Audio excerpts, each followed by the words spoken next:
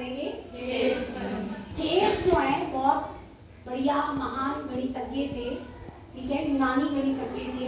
किसी भी त्रिभुज में, मतलब इसको हम थेस प्रमेय के दो नाम है, एक तो आधारभूत समानुपातिकता और इंग्लिश में बोलते हैं इसको बेसिक प्रोपोर्शनैलिटी। Basic proportionality. इसमें क्या होता है बेटा, किसी भी त्रिभुज में एक भुजा के समांतर खींची गई रेखा अन्य दो भुजाओं को समान अनुपात में विभाजित करती है। किसी भी त्रिभुज में हमने एबीसी क्या लेनी, कोई त्रिभुज, बीसी भुजा के समांतर एक रेखा खींची। मान लो ये रेखा क्या है, ये इसको तो डी बिंदु पर और इसको ई बिंदु पर प्रतिच्छेद कर रही है, तो ये समान अनुपात में अन्य दो भुजाओं AB को और AC को समान अनुपात में बांटती है। इसका मतलब ये है कि AD और DB का अनुपात और AE और EC का अनुपात क्या होना चाहिए, बराबर। समझ रहे हो बात? सबसे पहले हम इसमें लिखेंगे, आपको पता है किसी भी प्रमेय को करने के लिए हमारे पास 3 स्टेप होते हैं। सबसे पहले गिवन दिया है, क्या नाम होता है इसका, दिया है, इसको आप गिवन में, ठीक है। क्या गिवन है आपको, त्रिभुज ABC में, ठीक है, L किसके समांतर है बच्चों, BC, ठीक है, और L रेखा AB को किस बिंदु पर काट रही है, B पर, व AC को E पर क्या करती है, करती है या काटती, ये आपको क्लियर है सभी को। फिर आप लिखेंगे प्रूफ सिद्ध करना है। क्या सिद्ध करना है बेटा, अभी मैंने बताया था कि अनुपात क्या होना चाहिए, समान अनुपात में विभाजित करती है। तो क्या होगा, AB बटा DB बराबर AE बटा AD बटा DB बराबर AE बटा EC। ये हमने क्या करके दिखाना है, सिद्ध। इसमें हम कंस्ट्रक्शन करेंगे। कंस्ट्रक्शन क्या होता है बेटा, रचना, ठीक है।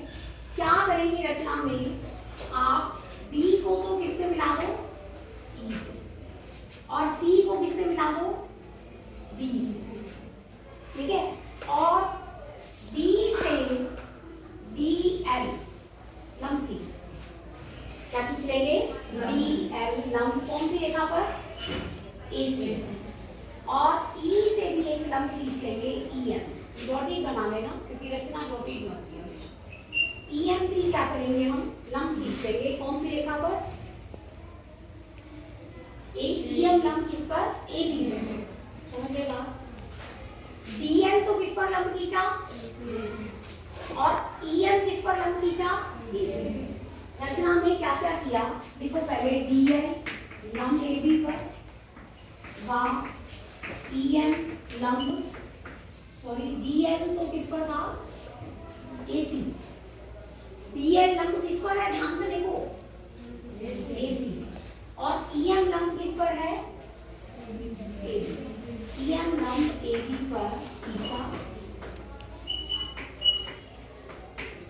ठीक है, वाह किस किस को मिलाया है, CD और DE को मिलाया।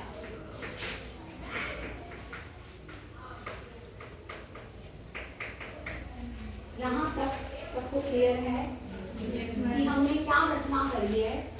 एक तो DL लंब खींचा है किस पर, AC, और EM लंब खींचा है AB, दूसरा BE और CD को क्या किया है, मिलाया है। क्लियर है, आगे देखिए प्रूफ होता है बेटा प्रमाण।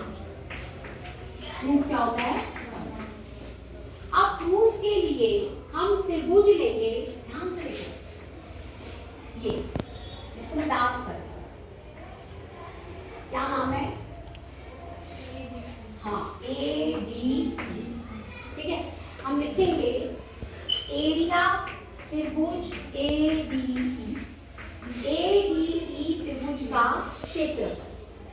एरिया, ए आर का मतलब एरिया, एरिया लिख दो या दूसरी पे ऐसे लिख सकते हो क्षेत्र। त्रिभुज ए डी ई का क्या ले रहे हैं, क्षेत्रफल बटा क्षेत्रफल। दूसरी त्रिभुज कौन सी है, बी डी ई, नाम से लिखो, मैं बताती हूँ आपको। ये बनी, ये जिसको मैंने शेड कर दिया, कौन सी, बी डी ई। ठीक है, यहाँ पर कोई डाउट? अब हमें ये पता है किसी भी त्रिभुज का क्षेत्रफल कैसे ज्ञात करते हैं, यदि हमें उसकी आधार पता हो और लंब पता हो। 1/2 गुना आधार गुना लंब या ऊंचाई। ठीक है, ऊंचाई या लंब एक ही बात है, तो इसमें क्या हो जाएगा, 1/2 आधार हम एडी लेंगे, आधार क्या लेंगे, एडी, और लंब क्या है, ईएम। लंब क्या है, ईएम। देखेंगे आधार तो हो गया एडी और लंब हो गया बेटा ईएम। ठीक है, clear. Half into base into height, ये फॉर्मूला लगे।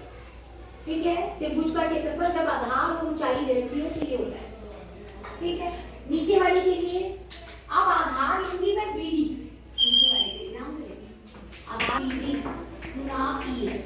ध्यान से देखिए कैसे, ये बीडी है बेटा आधार, और जो बीडी पर लंब क्या है, इसको बढ़ा रखा है हमने, पूरी भुजा पर है तो एडी पर भी लंब है और बीडी पर भी लंब है, क्योंकि ये भी भुजा पर लंब है। समझ गए बात? बोलो यस मैम। जैसे यूं है ना, ऐसे है ये भुजा, अंदर हो लंब तो ऐसे हो जाता है, लेकिन अब की बात क्या है, आपके पास त्रिभुज जो है ना इस फॉर्म में देखते हैं ऐसे। ठीक है, तो लंब कैसे खींचोगे, इसके लिए ऐसे हमने लंब खींच लिया, हमने इस भुजा को बढ़ा दिया एक तरह से, इस भुजा को हमने क्या कर दिया, आगे बढ़ा दिया और फिर लंब खींचा। समझ गए? बोलो।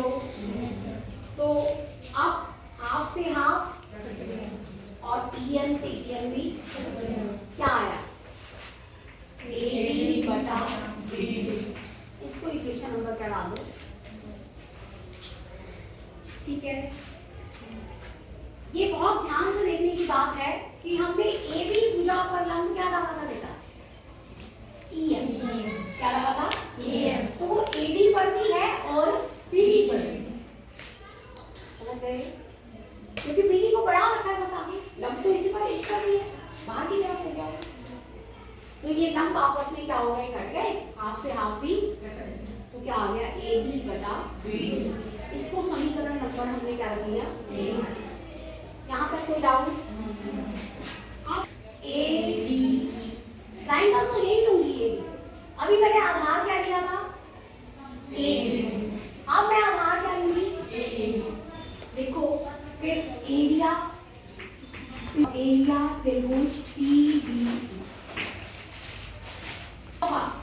एडी का एरिया बोलो हाफ इंटू ए, बोलो अब लंब क्या है, ई है तो डीएल, हाँ इंटू डीएल। अब त्रिभुज नीचे ये वाला ले लो, ध्यान से देखो, सी डी, पहले मैंने ये किया बी डी, देख रहे थे जिसमें ये टिक किया, अब मैंने ये लिया सी डी ई। ठीक है, अब लूंगी आधार ईसी, आधार क्या लिया, अब आधार इसी लिया तो भी लंब डीएल, तो भी लंब क्या है, डीएल, क्योंकि डीएल लंब पूरी रेखा पर है। समझ गए बात? हाफ से हाफ कट गया और डीएल से डीएल भी कट गया, क्या आया, समीकरण नंबर 2। यहाँ तक कोई डाउट? No ma'am. सबको समझ में आ गया? Yes ma'am. अब ध्यान से देखो, ये बात आपको क्लियर है कि भाई ये एडी है और ये डीबी, और ये क्या है, ए और ईसी। यहाँ तक हमारा है, हमने प्रूव करके दिखाना है ये और ये क्या है, बराबर।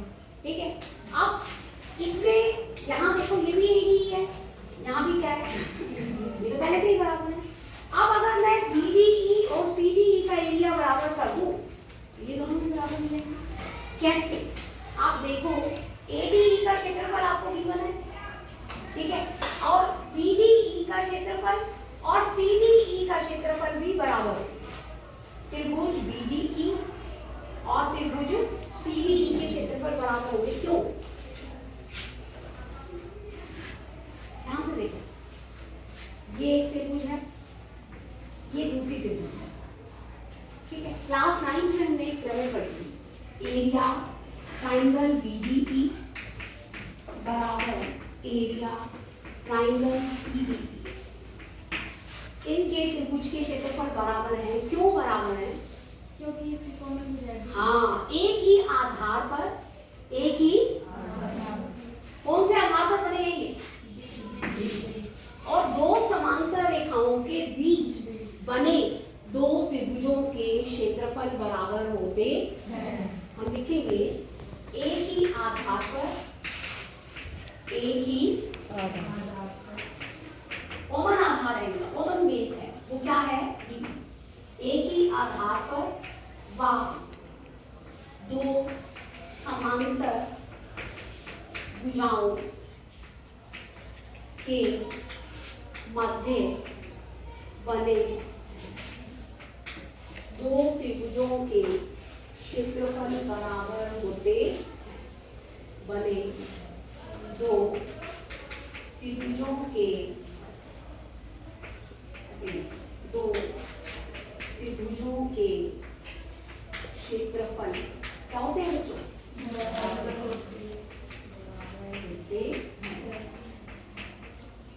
इसको आप इक्वेशन नंबर क्या मान लो? ठीक है, यहाँ तक कोई डाउट? आप देखो बेटा, ये ADE था, ये भी AD, ये BDE और CDE आपने वैसे ही बराबर किया थी। मान लो एक मिनट के लिए मैं मान लेती हूँ ADE का क्षेत्रफल 4 है, क्या है? और ये आप कह रहे हो बराबर है, और इसको मान लेती हूँ क्या है? 8। ये 4 बटा 8 होगा, ये भी क्या हो जाएगा? तो अगर ये बराबर है तो AD बटा BD किसके बराबर हो जाएगा? AD बटा BC।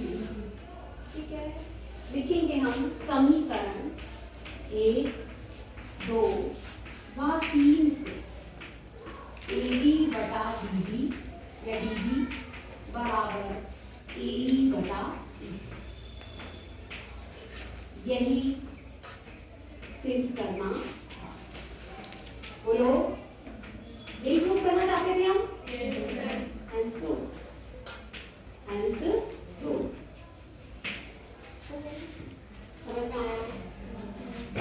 ये आपकी तेज प्रमेय है। कई बार डायरेक्ट ये 5 नंबर गया,